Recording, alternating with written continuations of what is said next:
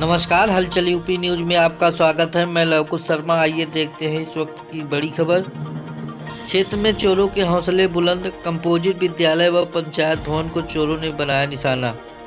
खबर प्रयागराज जनपद के हंडिया तहसील के अंतर्गत आने वाले सराय ममरेज थाना क्षेत्र की है, जहां सराय ममरेज थाना क्षेत्र में इन दिनों चोरों के हौसले बुलंद हैं और क्षेत्र में लगातार चोरों के द्वारा चोरी की घटनाओं को अंजाम दिया जा रहा है। लेकिन स्थानीय पुलिस मूक दर्शक बनी हुई है और चोरों को नहीं पकड़ पा रही। प्राथमिकी दर्ज करने के बाद बात भूल जाती है। सराय ममरेज पुलिस अभी तक एक भी चोरी का नहीं कर पाई है खुलासा। बता दें कि सराय ममरेज थाना क्षेत्र के अंतर्गत आने वाले उच्च प्राथमिक विद्यालय खखैचा में शुक्रवार की रात चोरों ने रसोई घर का ताला तोड़कर वहां पर रखा हुआ बच्चों का राशन, घी, तेल, गैस सिलेंडर आदि सामान चोरों ने पार कर दिया। मिली जानकारी के अनुसार जब सुबह प्रधानाध्यापक विद्यालय गेट के अंदर पहुंचे तो उन्होंने देखा कि रसोई घर का ताला टूटा हुआ था, बगल में रखा हुआ था। रसोई घर का ताला टूटा देख प्रधानाचार्य के होश उड़ गए। उन्होंने तुरंत चोरी की घटना ग्राम प्रधान को दिया। ग्राम प्रधान ने इसकी लिखित तहरीर स्थानीय पुलिस को दिया। मौके पर पहुंची पुलिस मौका मुआयना कर कार्रवाई का आश्वासन कर चली गई।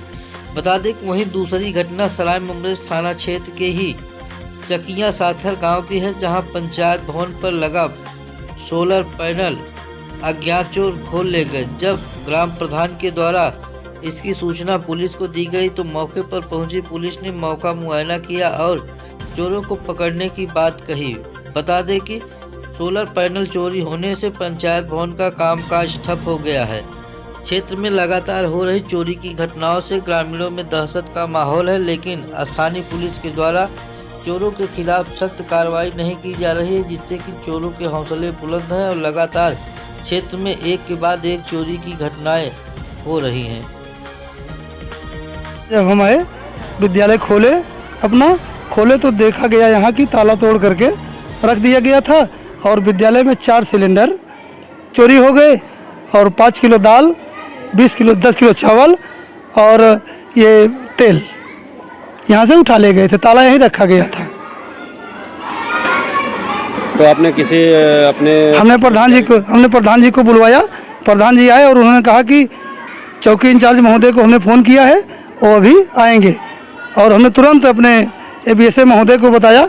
उन्होंने कहा कि रिपोर्ट दर्ज करवाइए और उसके बाद खाना चालू करवाइए, कहीं से सिलेंडर की व्यवस्था करें।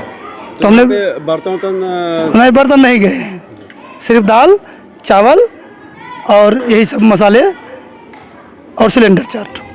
तो ऐसा क्या लगता है कौन चोरी कर सकता है? नहीं भाई, अब इसमें हम क्या बताएं। हमारे आने पर तो यहाँ कोई नहीं था। दिखवाया गया तो इधर पूरब की तरफ से लोग आए थे बाउंड्री टाक करके, पश्चिम की तरफ से निकल गए वो लोग। प्रधान जी ने बताया कि इधर से गए। तो बच्चों को खाने की व्यवस्था कैसे कर रहे हैं आज? अब बच्चों की खाना की व्यवस्था हमने सिलेंडर मंगवाया दुकान से और वो सिलेंडर दे के गया है अभी 9 बजे, तो इसी में व्यवस्था चल रही है। मार्केट से सामान भी मंगवाया हमने। तो अगली कार्रवाई क्या करना? अब अगली कार्रवाई हम FIR दर्ज कराने जा रहे हैं थाना सराय ममरेज में। आप इस विद्यालय के हेडमास्टर हैं। क्या नाम है? सुरेश कुमार। आपका परिचय? मैं मोहम्मद अख्तर, ग्राम सभा चकिया का मैं इसमें मौजूदा प्रधान हूँ मैं। जी, क्या मामला है आज जो पंचायत भवन पे आप चोरी का कुछ बता रहे थे? यहाँ पर लगा हुआ पैनल था और जिसे यहाँ पंचायत भवन का काम चल रहा था उससे कुछ चोरों ने यहाँ से पैनल निकाल ले गए हैं। तो ये पैनल कब निकला हुआ है? ये बीती हुई रात को निकला हुआ है। तो आपने इसकी लिखित शिकायत स्थानीय चौकी या थाने में दिया? जी, थाना सराय ममरेज की मैंने सूचना कर दिया हूँ, बाकायदे को तहरीर दे दिया हूँ मैं इसका। तो क्या कार्रवाई करने का आश्वासन दिया? कुछ हल्का प्रभारी आए थे यहाँ पर, देखे हैं और उन्होंने आश्वासन दिया है कि इस पर उचित कार्रवाई होगी और जल्द से जल्द चोरों को पकड़ा जाएगा। आपको क्या लग रहा है, किसी के ऊपर शक है? ये गाँव के ही लोग हैं कि बाहरी हैं? अभी ऐसा कुछ हम बता नहीं सकते और पुलिस है जहाँ तो पूरा विश्वास है कि थाना सराय ममरेज इस समय चोरों बदमाशों को काफ़ी शिकंजा कसा हुआ है। पूरा भरोसा है कि वो जल्द से जल्द ये चोर पकड़े जाएंगे। तो जैसे कि यहाँ पे पैनल जो लगा हुआ था चोरी हो गया है, तभी यहाँ का कार्यभार कैसे चल रहा है? इस समय बिल्कुल ठप पड़ा हुआ है। यहाँ पर लाइट नहीं है, लाइट की सप्लाई बिल्कुल भी नहीं है। बिल्कुल नहीं। तो पूरा काम इसी पैनल के भरोसे ही था। जी। पंचायत भवन में चौपाल लगाकर सुनी गई लोगों की समस्याएं। खबर प्रयागराज जनपद के प्रतापपुर विकासखंड क्षेत्र के अंतर्गत आने वाले ग्राम सभा चकिया साथर का है, जहां विगत 3 महीने से लगातार गांव में चौपाल लगाकर लोगों की समस्याएं सुनी जाती है और गांव वालों का सिर्फ और सिर्फ आश्वासन मिलता है। आश्वासन के सिवाय ग्रामीणों को कुछ नहीं मिल पाता है। शासन के द्वारा लाया गया है शासनादेश। बता दें कि शासन के द्वारा शासनादेश लाया गया है, उसमें गांव वालों को कहीं किसी भी परेशानियों का सामना न करना पड़े, इसलिए गांव में महीने में एक बार पंचायत भवन पर चौपाल लगाकर लोगों की समस्याएं सुनी जाए और उसका निस्तारण किया जाए, लेकिन ऐसा कुछ भी नहीं है। आपको बता दें कि सरकार के अधिकारी और कर्मचारी कहीं न कहीं आवास और स्वच्छ भारत मिशन के सपने पर पानी फेर रहे हैं। बता दें कि ग्राम सभा की बैठक में चौपाल में आवास और शौचालय से संबंधित सबसे ज़्यादा शिकायतें आई, जिसका सिर्फ निस्तारण करने का आश्वासन दिया गया, लेकिन ग्रामीणों ने यह भी आरोप लगाया कि पिछले 3 महीने से उन्हें सिर्फ आश्वासन ही आश्वासन दिया जा रहा है, लेकिन कार्रवाई एक भी नहीं की जा रही, जिस पर ब्लॉक से आए कर्मचारियों ने ग्रामीणों को आश्वासन देते हुए बताया कि जल्द से जल्द आप सभी के समस्याओं का निस्तारण होगा। वहीं बैठक में ग्राम पंचायत के सैकड़ों की संख्या में महिला व पुरुष मौजूद रहे, जिन्होंने ब्लॉक से आए कर्मचारियों को अपनी शिकायतों से अवगत कराया। खबर पंचायत भवन निर्माण कार्य पर दबंगों ने जताया विरोध, तो सूचना पर पहुंची पुलिस ने दबंगों को खदेड़ा। पूरा मामला प्रयागराज जनपद के हंडिया तहसील के उतराव थाना क्षेत्र के सुजौला गांव धनसीपुर में है, जहां ग्राम प्रधान द्वारा पंचायत भवन निर्माण के लिए नींव की खुदाई कराई जा रही थी कि गांव के ही दबंगों द्वारा विरोध जताया गया। वहीं ग्राम प्रधान की तहरीर पर पहुंची पुलिस ने दबंगों को दूर खदेड़ा, निर्माण कार्य को पुनः शुरू किया।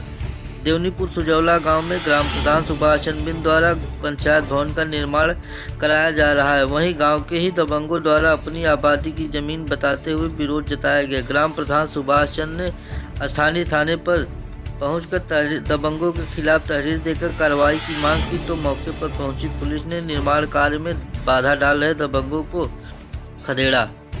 क्या नाम है आपका? सुभाष चंद्र बिंद, प्रधान सुजौला जी, क्या मामला है आपके यहाँ? ये मेरे गांव में 107 नंबर पर पंचायत भवन पुराना था, वहाँ पर ज़मीन कम है, बांसकोट लगी थी, वो बटे की ज़मीन थी। ऋतु सिंह लेखपाल ने जो पोल लगाया था, नींव की खुदाई हो चुकी।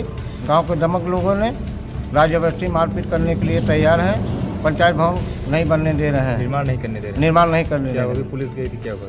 पुलिस गई थी, पुलिस काम चालू करवा के आई है, उसके बाद देखो क्या करते हैं। अभी काम चालू है मेरा। पंचायत भवन बनवा रहे हैं ना? हाँ, पंचायत भवन बनवा रहे हैं सब जी। उसमें कोई स्टे तो नहीं है? नहीं, स्टे नहीं है। क्या चाहते हैं? उसको पंचायत भवन बनना चाहिए मेरा। मैं अपना काम नहीं कर रहा हूँ, गांव ग्राम पंचायत का काम करवा रहा हूँ। गाँव वाले विरोध कर रहे हैं कि कुछ लोग? नहीं, कुछ लोग।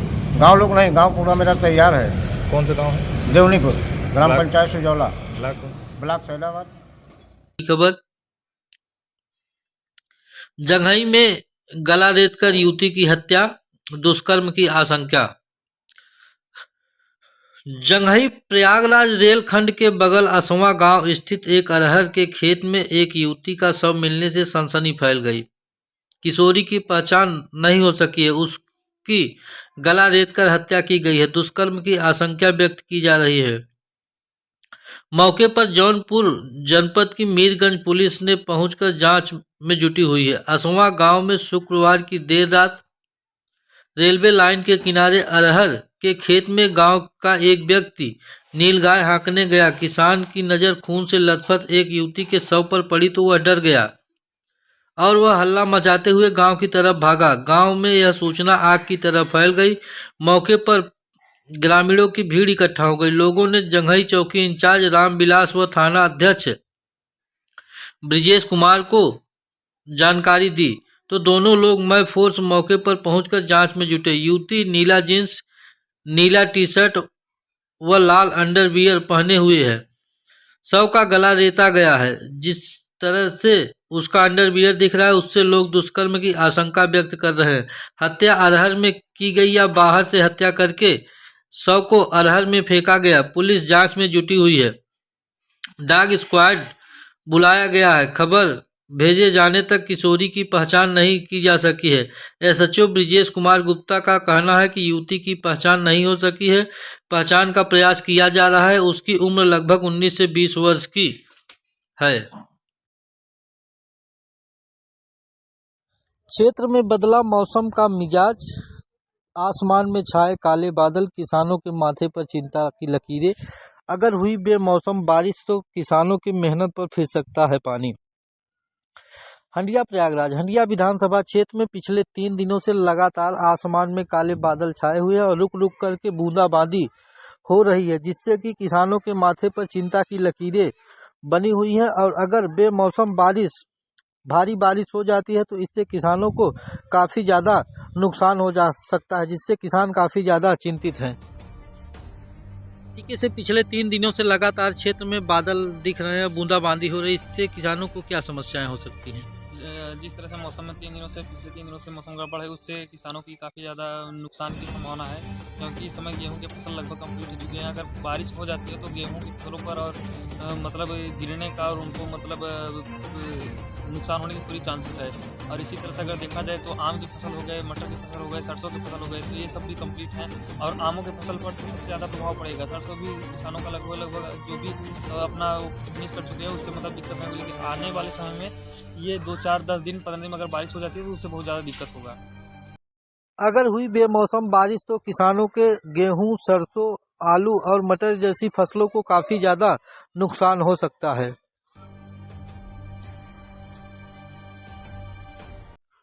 ओवरलोड बालू लादकर धड़ल्ले से क्षेत्र में संचालित हो रहे ट्रैक्टर जिम्मेदार बने बेखबर नहीं दे रहे हैं ध्यान।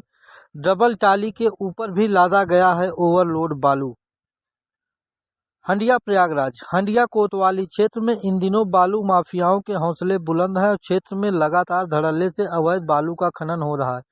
बता दें कि बालू माफियाओं के द्वारा अभी तक सिंगल ट्राली पर ओवरलोड बालू लादकर संचालित किया जाता था, लेकिन अब ट्राली को डबल ट्राली बना दिया गया है। उसके बाद भी ओवरलोड बालू लादकर धड़ल्ले से ट्रैक्टर चालक सड़कों पर फर्राटा भर रहे हैं। क्षेत्र में बालू माफियाओं के हौसले बुलंद, धड़ल्ले से ओवरलोड बालू लादकर बेखौफ ड्राइविंग कर रहे हैं चालक।